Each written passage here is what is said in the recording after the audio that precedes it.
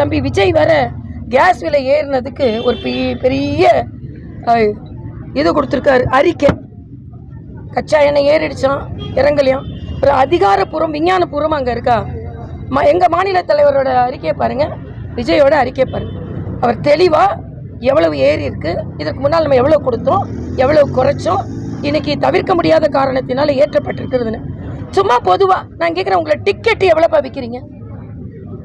பிளாக்ல டிக்கெட்டு. மரியாதைக்குரிய பாரத பிரதமர் கருப்பு பணத்தை ஒழித்தார், பிளாக் மணியை ஒதுத்தார். அதனால தான் அடிக்கடி நான் சொல்லுவேன், என்னோட கோட்டும் ஒயிட்டு என் நோட்டும் ஒயிட்டுன்னு சொல்லுவேன். டிமானிட்டைசேஷனுக்கு அப்புறம் கருப்பு பணம் ஒழிக்கப்பட்டது. கருப்பில் டிக்கெட்டு, பிளாக்ல டிக்கெட் ஒழிக்கப்பட்டதா? உங்கள் டிக்கெட் எவ்வளோப்பா சொல்லுங்க பார்க்கலாம். நான் சினிமா போகிறதில்ல, டிக்கெட் எவ்வளோப்பா விஜய் படத்துக்கு? இது நீங்கள் என்ன கட்டுப்படுத்தினீங்களா? என்னைக்கானும் பாமர மக்கள் சினிமா பார்க்க வர்றாங்கப்பா. அந்த பாமர மக்களுக்கு நான் வந்து அவங்களுக்காகவே தான் நான் நடிக்கிறேன். எனக்கு சுயலாபமே கிடையாது. அவங்கள என்டர்டெயின் படிக்கிற மட்டும் தான் நான் நடிக்கிறேன். அதனால் அவங்களுக்கெல்லாம் டிக்கெட்டு மிக குறைந்த விலையில், இல்லைன்னா இலவசமாக கூட கொடுங்களேன், யார் தடுத்தா? அப்போ உங்களுக்கு லாபம் வரும்போதெல்லாம் நீங்கள் பேசுவீங்க. ஒன்றும் தெரியாமல் தயவு செய்து விஜய் போன்றவர்கள் பேச வேண்டாம். நீங்கள் பிளாக்ல டிக்கெட் விற்றீங்க, சினிமா டிக்கெட்டை உயர்த்தி விற்றீங்க, சினிமாக்குள்ள பாப்கார்னை கூட உயர்த்தி தான் விற்றீங்க. அரசியல் காலம் விஜய்க்கு ஒன்றும் தெரியலன்னு சொல்ல வரீங்களா மேடம்? நிச்சயமா விஜய்க்கு ஒன்றும் தெரியல. அரசியல் காலத்தில் விஜய்க்கு ஒன்றும் தெரியல. ஒன்றும் தெரியல நான் சொல்லலை.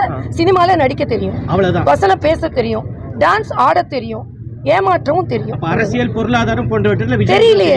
கேளுங்களேன், நான் கேட்குறேன். இதே மாதிரி மைக்கு முன்னால் வந்து எதனால ஏற்றுனாங்க? மரியாதைக்குரிய மோடி அவர்கள் ஒன்று செஞ்சாங்கன்னா பொதுவாக செய்ய மாட்டாங்கங்க.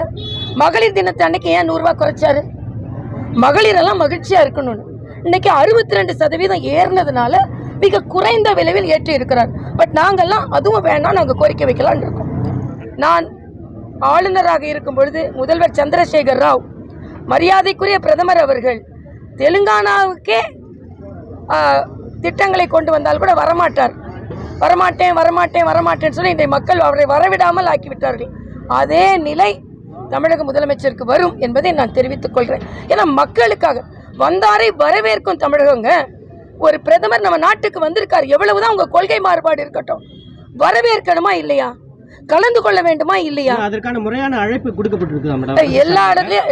இது என்னடா அநியாயமா இருக்கு? நீங்க ஆளுக்கு ஒன்று கதை பேசாதுங்க. பிரதமர் வந்தால், பிரதமர் வராருன்றது தகவல் பல நாட்களுக்கு முன்னாலேயே மாநில அரசுக்கு தெரிய வந்துவிடும்.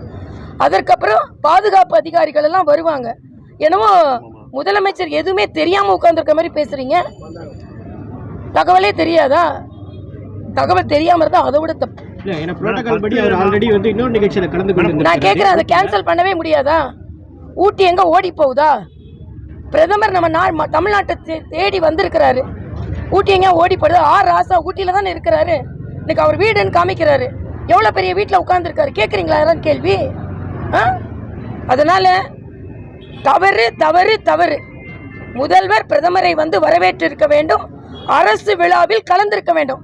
ஒன்றும் கொடுக்கல. நீங்க 8300 கோடி ரூபாய்க்கு தமிழக மக்களுக்கான திட்டங்களை அறிவிக்கிறார். ஏன் கொடுக்கல? ஏன் ஒரு நன்றி கூட சொல்ல உங்களுக்கு வாய் வர மாட்டேங்குது? செய்திகளை உடனுக்குடன் தெரிந்து கொள்ள உடனே சப்ஸ்கிரைப் பண்ணுங்க.